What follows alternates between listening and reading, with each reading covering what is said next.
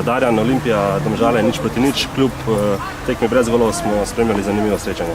Ja, mislim, da je bila tekma zelo zanimiva, še posebej v prvem polčasu. Mislim, da smo bili za razred boljši nasprotnik. Žoga ni šla v gol in bal sem se najhujšega polno, da se bi nam to lahko v drugem polčasu maščevalo, ampak sreči se ni, tako da smo lahko zadovoljni tudi s točko. Kako pomembna je točka tukaj v Domžalah?